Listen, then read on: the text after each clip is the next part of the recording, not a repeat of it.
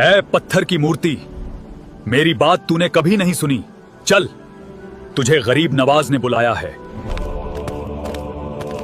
अजमेर के अना सागर के किनारे एक हैरत अंगेज वाकया पेश आया। वहां एक जिन्न रहता था। लोग उससे खौफ भी खाते थे और उसकी इबादत भी करते थे। कोई उसके करीब जाने की हिम्मत नहीं करता था। लोग कहते थे, यह फकीर अजमेर छोड़कर कभी नहीं जाएगा। फिर किसी ने कहा, वह लोगों को मुसलमान बना रहा है, जाओ और उसका किस्सा हमेशा के लिए खत्म कर दो।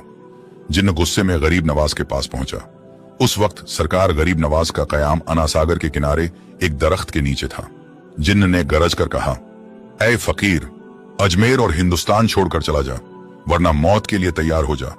गरीब नवाज मुस्कुराए और फरमाया, मैं अपनी मर्जी से नहीं आया, मुझे मदीना की सरकार ने भेजा है। यह सुनकर जिन्न ने हमला करना चाहा, लेकिन गरीब नवाज ने बड़े इत्मीनान से फरमाया, तू क्यों अपना नुकसान कर रहा है? कलमा पढ़ ले, मुसलमान हो जा, तेरी मुराद भी पूरी होगी और तू कामयाब रहेगा। वहां बहुत से लोग मौजूद थे जो उस जिन्न को खुदा मानते थे। गरीब नवाज ने उनकी तरफ देखकर फरमाया, एक पत्थर की मूरत है और तू उसी पर जान देता है। हर रात उसके पैरों में बैठकर कहता है, मुझसे बात कर, मुझसे कलाम कर। तू रोता रहता है, लेकिन वह कभी तुझे जवाब नहीं देती। अगर तू कलमा पढ़ ले तो तेरी यह मुराद पूरी हो जाएगी।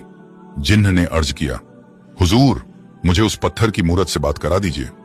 गरीब नवाज ने फरमाया, तू रोज वहां जाता है, लेकिन आज मेरे कहने पर जा, ताकि लोगों को मालूम हो जाए कि मोहम्मदुर रसूलुल्लाह सल्लल्लाहु अलैहि वसल्लम के गुलामों की कैसी शान होती है। जब गुलाम का यह मुकाम है तो सैयदुल अंबिया सल्लल्लाहु अलैहि वसल्लम का क्या रुतबा होगा। रात हुई तो जिन्न बुतखाने पहुंचा। उसने कहा, ऐ पत्थर की मूर्ति, मेरी बात तूने कभी नहीं सुनी। चल, तुझे गरीब नवाज ने बुलाया है। इतना कहना था कि पत्थर की मूरत चलने लगी। ये मंजर देखकर जिन्न की आंखों से आंसू बह निकले और वह समझ गया कि यह अल्लाह के वली की करामत है और मोहम्मद सल्लल्लाहु अलैहि वसल्लम के घराने की शान। सुभान अल्लाह।